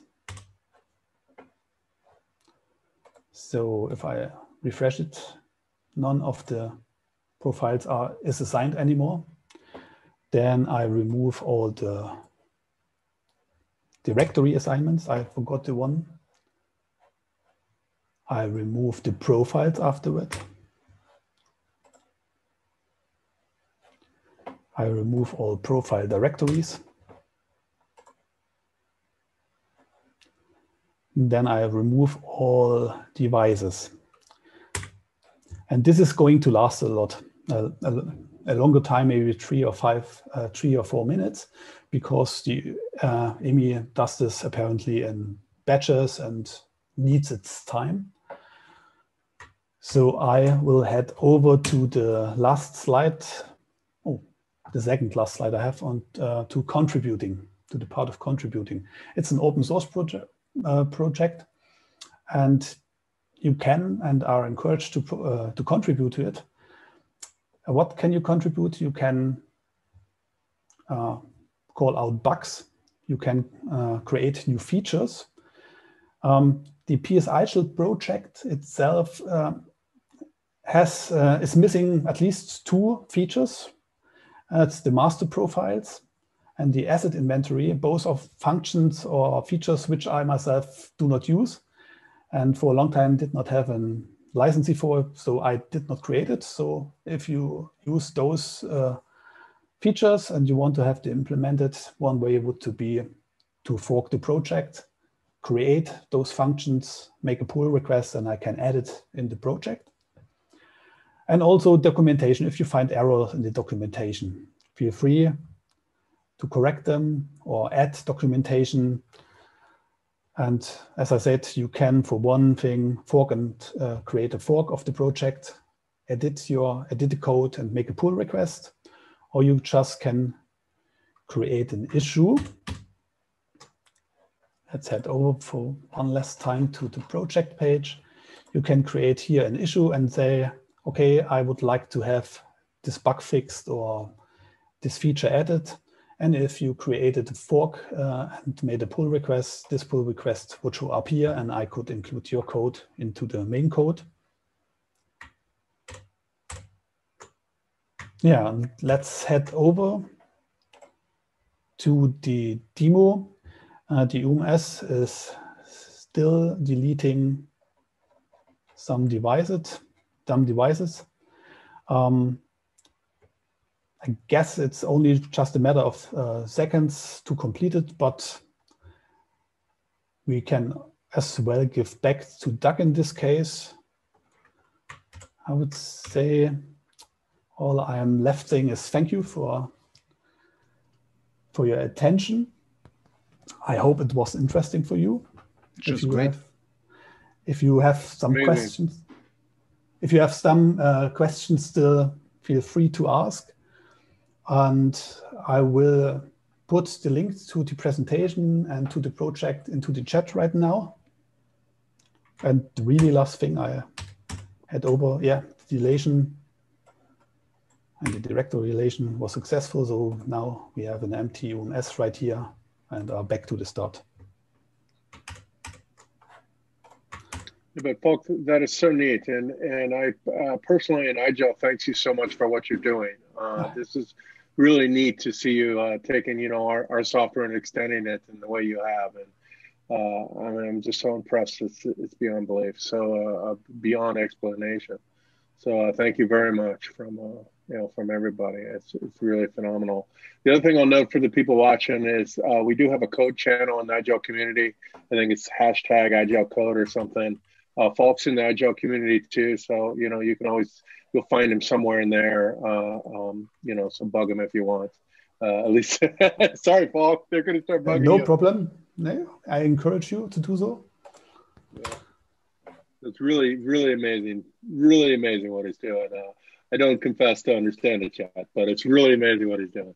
So, Jim, hey, I think the floor is yours. Yes, Doug. No, I was just going to say I'm not a techie coder guy at all, and I was watching what he was doing. It's very impressive for me, but I got real excited at the end because it's lunchtime here, and I saw fork and pull, and I was hoping it would be like fork and pulled pork or something.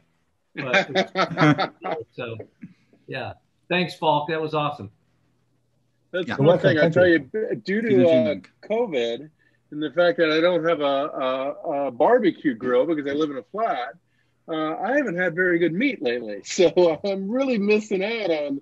Don't say pulled pork. I haven't seen that in a long time. Me neither. That's a good idea. That was great.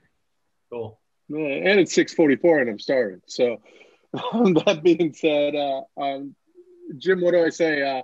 To introduce you folks, Jim, as I said earlier, he's one of the early Citrix guys. He built the Citrix SE team. He's gone from Citrix to a bunch of different startups, helped them with numerous different things.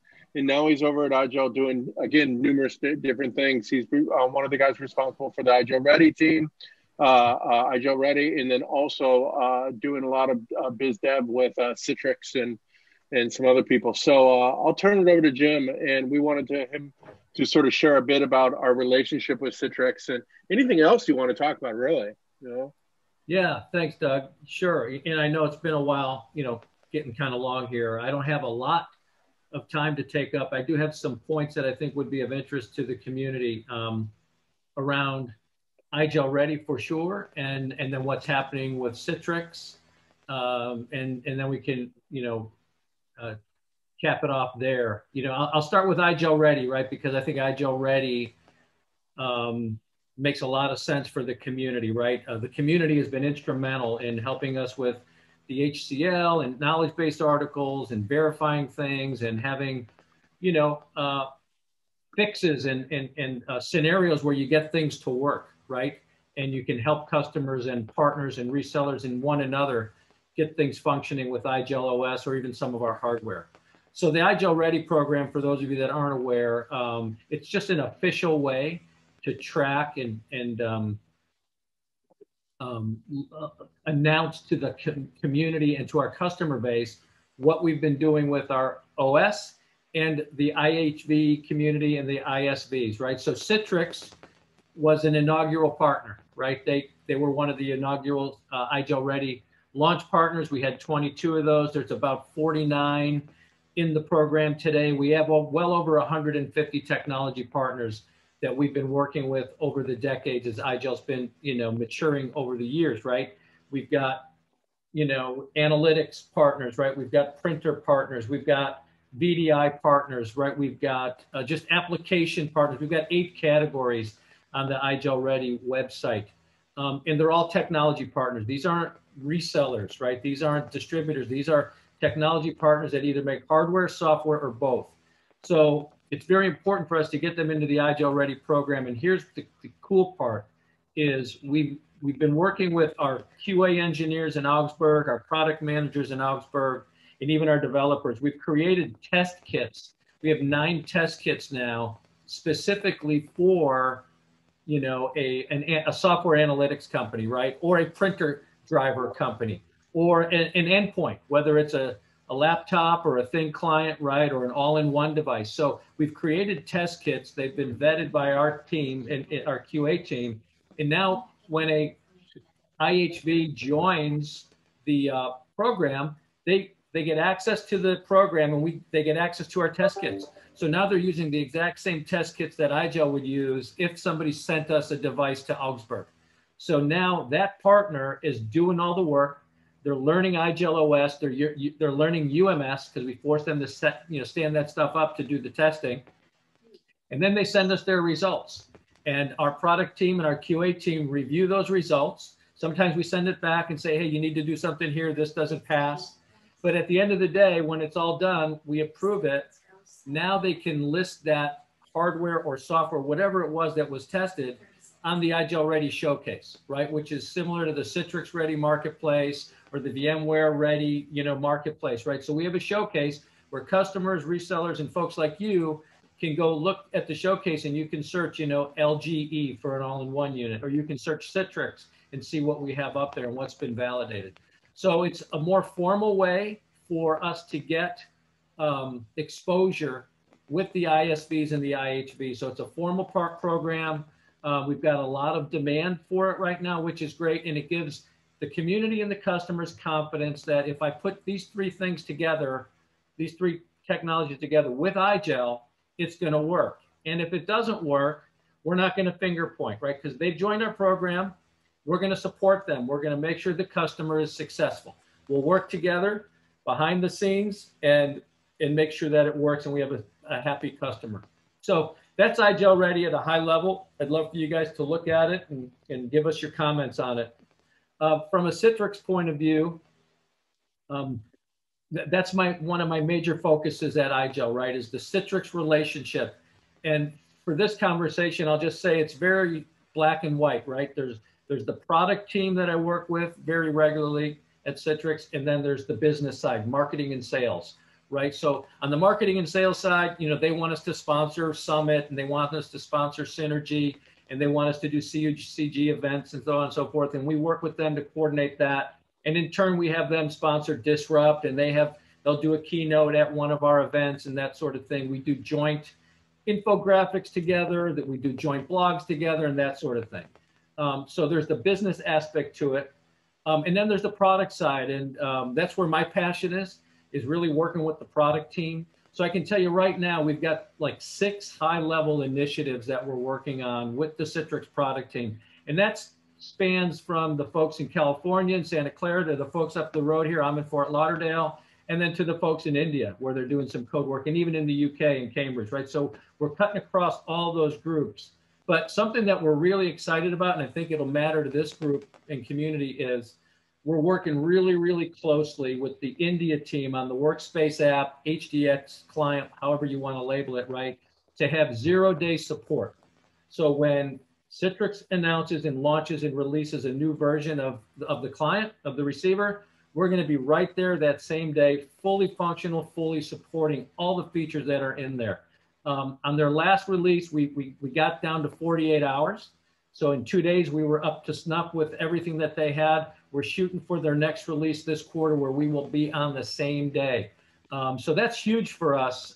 We don't do that with many other vendors. And according to Citrix, they don't do that with a lot of their other vendors as well. So it would be a unique message to our customers that we are really tightly aligned with Citrix and that we are working very closely with their engineers. And we are. And that's just one item. We do share a joint roadmap. And on that roadmap, we've got some, I can't give you the fully disclosure on this. I'll just say these words and you guys can guesstimate at what I'm talking about, right? But we're working on IGEL OS for ARM. So that's going to happen, and you're going to see some things around that. And we're working really closely with Citrix and another manufacturer there. We're working on a roadmap together. We call it internally accelerated onboarding. This is just a joint project to accelerate users that are logging into an IGEL device into the cloud from our endpoint, whether it's hardware or software, right? How do we get them into what Citrix used to call CMD, their Citrix managed desktop? Now it's just part of WBD and Azure, right? So imagine a user gets a UD Pocket, plugs it in, puts in their name, the date, the keyboard's type, right? And then the next step we want them to be able to do is just put an email address and a password, and behind the scenes in the cloud through directory services, they would just get routed to their desktop or their applications, right? So we're just calling that internally accelerated onboarding. We're hoping to have that into beta by Q1 of next year. We've been working on it for a long time. It's gone through several iterations because of the relationship that Citrix has with Microsoft and some of the things that change there. And then we're working on them with analytics, joint project to deliver enhanced analytics from the cloud to the endpoint, right? And it's going to be two-way. So health of the endpoint, health of the virtual session, and that sort of thing, right? You know, we do a lot of good things with some analytic companies already that we partner with, right? Like Lakeside and Liquidware and ControlUp, right? Well, Citrix has an aspect of that too. And we want to be able to have their end user management talk to our client, not to replace UMS by no means, but to start feeding their end user management system with data that's relevant to the Citrix admin about what's happening with his user's device. We're working on single sign-on for your WBD. Now this I can talk about, right? Single sign-on for WBD with Citrix, IGEL, and Imprivata. That's in beta right now. It's running on the Citrix demo cloud. Really cool stuff there, right? We're still working towards having the device service from the cloud, but single sign-on WBD from an IGEL endpoint, IGEL OS, using the Imprivata single sign-on technology. That's been a long time in the works.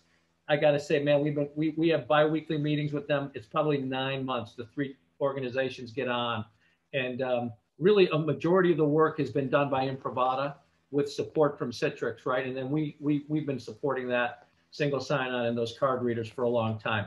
And then finally, what I'll say on the roadmap front is security, right? Enhanced security for cloud access from our devices. So, you know, we've got the end-to-end that we talk about, our chain of trust that we talk about, key logging that they're very interested in. If you were on when Chris Fleck was on, he talked about security probably a half a dozen times there. So to enhance the security mechanisms into the Citrix sessions, in the cloud, running in Azure with an IGEL endpoint or an IGEL OS is really key.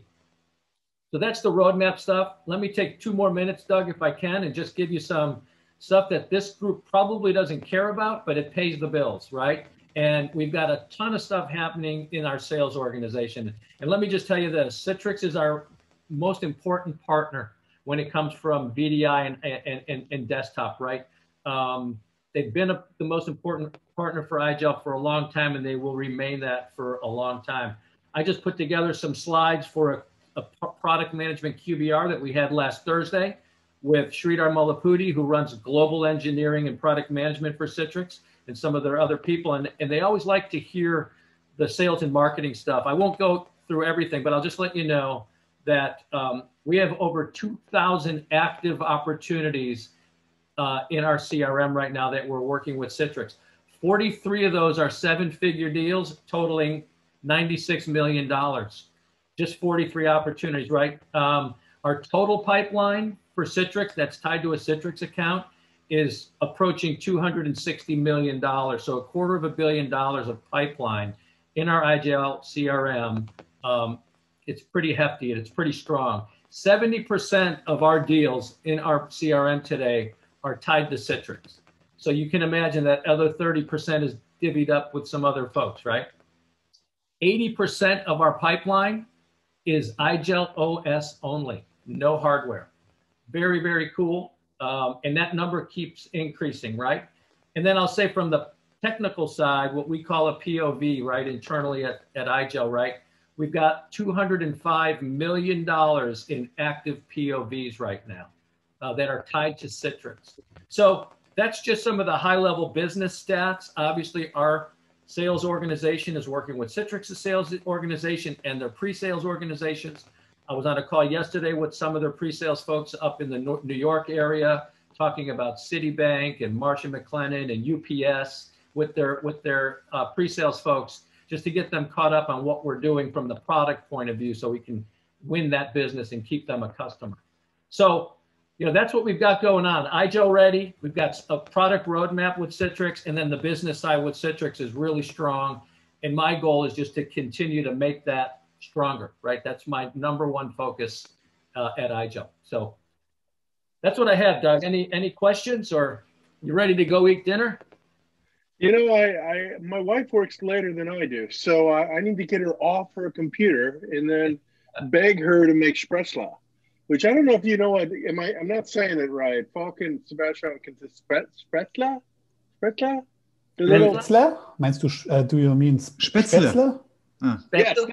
The flat noodles?